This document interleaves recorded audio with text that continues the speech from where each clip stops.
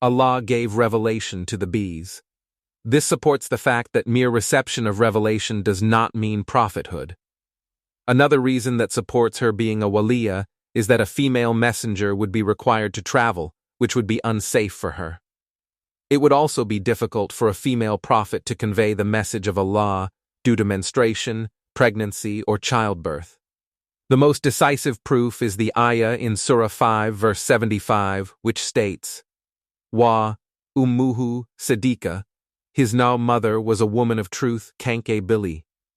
The term Sawiya, set 1917, in this verse describes Angel Jibril.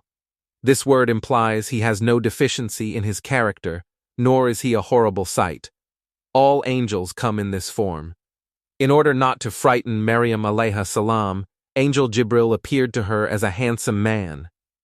Due to her lack of contact with men and Angel Jibril's actual alarming form, it was important that he appeared to her as a handsome man. She said, Verily, I seek refuge with the most beneficent Ralale Allah from you, if you do fear Allah. 1918, when Angel Jibril came to Maryam alayhi salam, she was horrified and speechless, but her response was that of a pious woman. Her warning to stay away would apply only to one who fears Allah. It would be useless to make such a statement for those who do not have any fear from Allah. Of all the possible names and attributes of Allah, Maryam alayha salam referred to him as Ar-Rahman, the merciful, rather than the vengeful or the mighty. She appealed to his having mercy on her weakness, on being female, on being alone. The Ilah said, I am only a messenger from your Lord, to you the gift of a righteous son.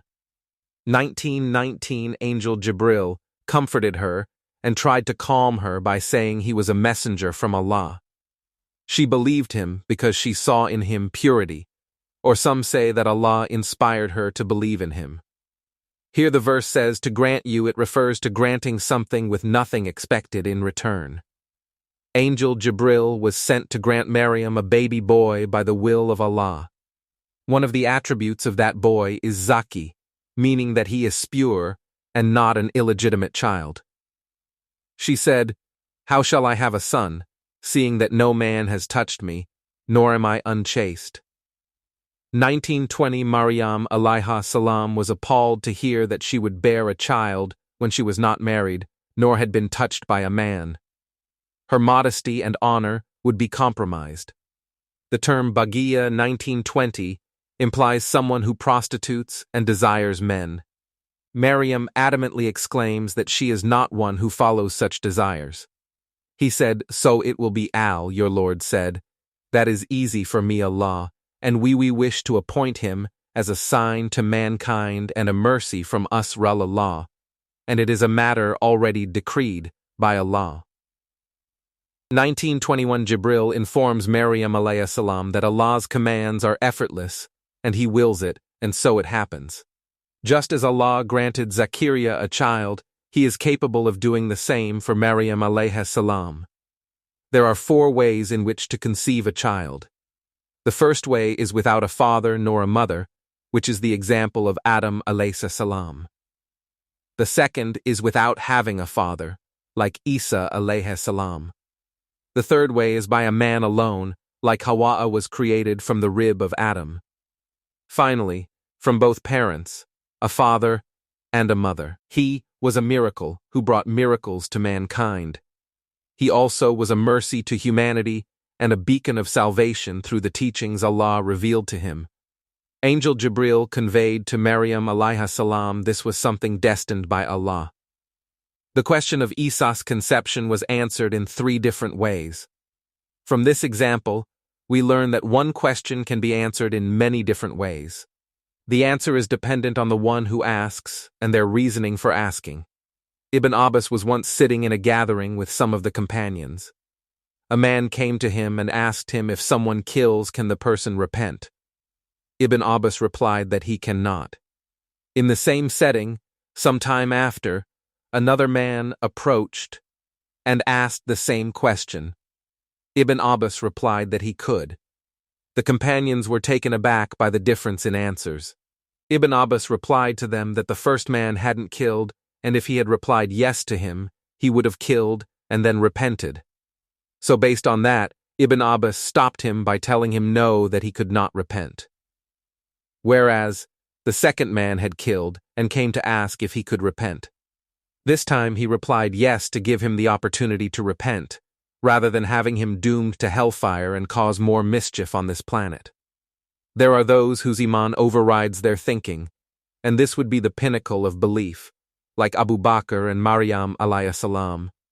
Abu Bakr was told the Prophet sallallahu alaihi wasallam went from Mecca to Jerusalem and from Jerusalem to the seven skies and returned, all the while his bed was still warm.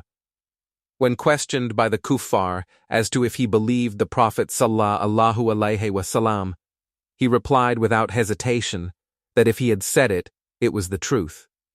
Another example is the story of Maryam alayha salam. She was told she would conceive, and she questioned the manner of how that would be possible. After Jibril explained Catholic, she immediately accepted the supreme power of Allah. The second group of people are those whose thinking governs their iman. They question everything that is told to them. An example of this group is the Mu'tazila. Anything that is presented to them, they use their thinking and rationale to accept or reject it. Another example of this category is the story of Yusuf al-Najjar, who was Maryam's cousin and caretaker of Bayt al-Maqdis. He asked Maryam alayha salam concerning her unique pregnancy. He had seen her during her pregnancy and was unable to overlook her condition. He approached her hesitantly, knowing that she is a pious believer. He wished to receive an explanation to satisfy the questions in his mind about her pregnancy. Maryam alayha salam permitted him to ask, emphasizing that he be understanding and kind. He asked her if trees, grass, and plants grow without water. She replied yes, explaining that the one who was able to create it the first time from nothing can make it grow with and without water. She then asked him who made water before it was water. He replied that Allah did. He asked her, can a baby be conceived without a husband? She answered him by saying the one who created Adam without a father or a mother can create a baby without a father. Then he responded by saying, Inna Allah ala kulli shayin qadir, Allahu Akbar. Allah has the power over all things. Allah is great, and he believed. Finally, the third group is one who has no iman and no proper thinking, at times even rejecting concrete or tangible proof. An example of such a people would be the Jews, who repeatedly denied the truth because of their lack of faith and lack of thinking. They had reached a conclusion before hearing an explanation from Maryam alayha salam due to their stubbornness and arrogance. We can deduce that the best way to deal with such people is through silence. Even after they were shown another miracle, which was Isa alayhi salam speaking as an infant, they still denied Allah's power.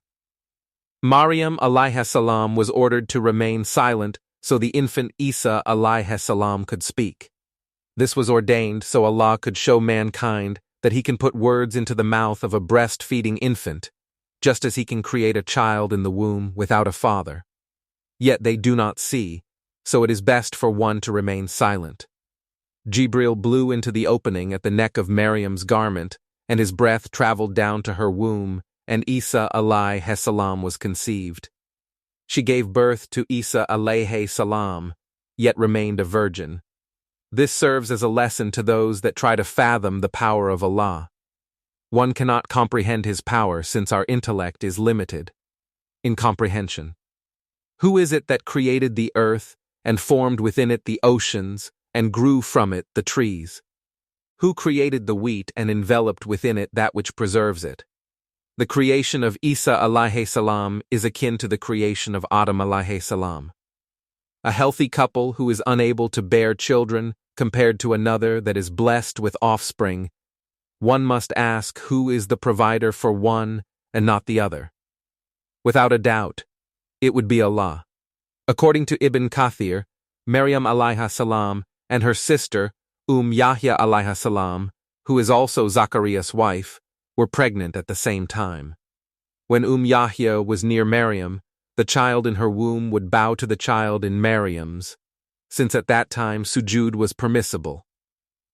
Yahya alayhi salam and her unborn baby also felt most comfortable and at peace when they were around Maryam alayhi salam. Indeed, it was miraculous for the two messengers to communicate before their actual birth.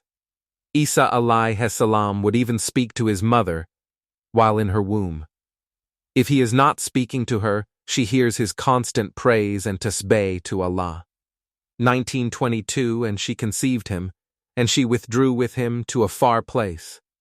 1922, she was aware of the type of society that surrounded her, and what their reaction would be. She did not want to submit herself to their accusations, as well as to the agony and anguish of childbirth. It was then she decided to withdraw and seclude herself in a faraway place. Some narrations say she was pregnant for 7 or 8 months, however the most authentic narration states that she was pregnant for 9.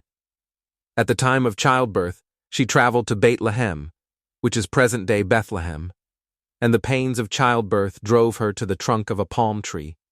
She said, "Would that I had died before this," and had been forgotten and out of sight. 1923, usually one holds the hand of a husband or a mother during this trying time. However, with no one around her, Maryam alayha salam grasped onto the branch of a tree. The Quran does not explicitly describe Maryam's childbirth, and seems to skip over that fact since it is obvious and apparent, and to maintain the eloquence of the Quran. She said, "Would that I had died before this, and had been forgotten and out of sight." 1923, during this time of hardship, Maryam alayha salam wished she was nasiya mansiya, something forgotten or trivial. From these ayat, one might surmise she questioned Allah's destiny for her, due to a couple of reasons. The first being, Maryam alayha salam did not want to be a cause of fitna for her people. She knew Isa's birth would be a cause of people either believing or disbelieving in the oneness of Allah. She did not want her unique situation to be the cause of others going to hell. Maryam's conception of Isa alayhi salam without a father would lead to the claim that Isa was the son of God, therefore implying she is the wife of God. Another reason was Maryam alayhi salam knew her honor would be attacked, and that was difficult for a woman of piety. Finally, some sects claim Maryam alayhi salam raised her head to the sky after giving birth and witnessed Allah's Lu al-Mahfuz, the book where everything is written. She was shown that she would be worshipped by some instead of Allah. However, the latter opinion is false. Based on Maryam's example, if one was faced with an insurmountable tribulation, it is permissible to ask Allah to take their soul. There are 2 examples from the time of the Prophet sallallahu alaihi wasallam that illustrate this. It was narrated the Prophet asked Allah that if he was to test his slaves with a fitna, layajr test in their fall, to take his soul prior to it. Umar was also quoted as saying on one occasion he wished his mother had not given birth to him. Then the babe Jesus or Jibril cried unto her from in front of her, saying, "Grieve not. Your Lord has provided a water stream in front of you." 1924, Maryam heard a call from in front of 6, her telling her not to grieve, and there are 2 narrations as to who the call was from. One narration states it was Angel Jibril, while the other states it was Isa. It should be noted the words tat and fawq in Arabic mean in back of and in front of, as well their original meaning of under and above, respectively. In this case, tat implies in front of Maryam.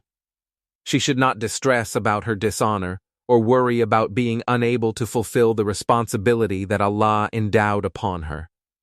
Sariya refers to a spring of water from an elevation. And shake the trunk of palm tree towards you, it will let fall fresh ripe dates upon you. 1925, Allah orders Maryam alayha salam to shake the trunk of the palm tree towards her, causing the dates to fall as sustenance for her. From this, one can learn that it is imperative for one to put in the effort and then place their trust in Allah. In Tirmidhi, it is stated a man entered the masjid without tying his camel. The Prophet inquired as to why he had not tied it, and he replied he depended on Allah. The Prophet responded by saying that he should tie it, and then depend on Allah. One should do what is in their power, and then leave the rest to Allah. So eat and drink and be glad, and if you see any human being, say verily, I have vowed a fast unto the most beneficent Allah, so I shall not speak to any human being this day. 1926 Maryam shook the tree and Bala, dates in their ripe stage, fell upon her. In their ripe stages have been proven medically to be healthy and ease the process of birth upon a woman. She ate from them, drank water, and was told to be happy after seeing her beautiful baby. Then Allah revealed to Maryam, alayha salam, if she was to see anyone, not to answer, and to fast from talk. In the past, people would fast from talking, and this was part of their belief. In Islam, however, it is prohibited to abstain completely from speaking. This is apparent when Abu Bakr deterred his family from fasting from talk, stating it was haram. Another example is when Ibn Masud was talking to two men, one who was refraining from talking. When asked why he did not want to talk, his friend answered he was fasting from talk. Ibn Masud said to fast from talk only applied to Maryam and her situation, and it is not from our religion, and he ordered the man to speak. 1927 Then, she brought him to her people, carrying him. 1927 While Maryam alayha salam was away, her townspeople had gone looking for her. According to most narrations, she was away for 40 days. She approached her people with Isa alayhi salam in her arms. They said, O Maryam, indeed you have brought a thing, Fariya, unheard mighty thing. 1927 They saw her coming from far away, and expressed their shock at the sight of the baby in her arms. Fariya refers to something unlike any other, and completely unbelievable. O sister of Harun, your father was not a man who used to commit adultery, nor your mother was an unchaste woman. 1928 In a hadith, Mughira bin Shuba went to debate the people of Najran who were Christians. They asked him, does the Quran state that Maryam is Harun's sister? When in fact, Harun and Musa preceded them by hundreds of years. The Prophet sallallahu alayhi wasallam said, people used to be named in honor of the messengers. There are three opinions to clarify this reference. The first is that Maryam alayha salam actually had a brother whose name was Harun, who was named after the messenger Harun. Another opinion was that Maryam had the characteristics of Prophet Harun, being vigilant and pious. Finally, there might have been a pious man at the time of Maryam, named Harun they attributed her prior characteristics to. The people accused her indirectly of being unchaste and ordered her to speak up. When she refused, they assumed her guilty. Allah chose silence for her, because in certain circumstances silence is better. She pointed to Isa alayhi salam, and they understood that to mean that he would respond. They were bewildered as to how they could speak to one who was still in the cradle. They said, how can we talk to one who is in the cradle? A young boy. 1929 This is where the miracle begins. The Prophet said 3 people spoke as infants, and Isa alayhi salam was one of them. 7 Narrated Abu Huraira, radiyallahu anhu, the Prophet sallallahu alayhi wasallam said, None spoke in the cradle but 3. The first, Jesus. The second child was, there was a man from Bani Israel called Jurayj. While he was offering prayer, his mother came and called him. He said to himself, shall I answer her or keep on praying? He went on praying and did not answer her. His mother said, O Allah, do not let him die until he sees the faces of prostitutes. So while he was in his hermitage, a lady came and sought to seduce him, but he refused. So she went to a shepherd and presented herself to him to commit illegal sexual intercourse with her, and then later she gave birth to a child and claimed that it belonged to Jurai.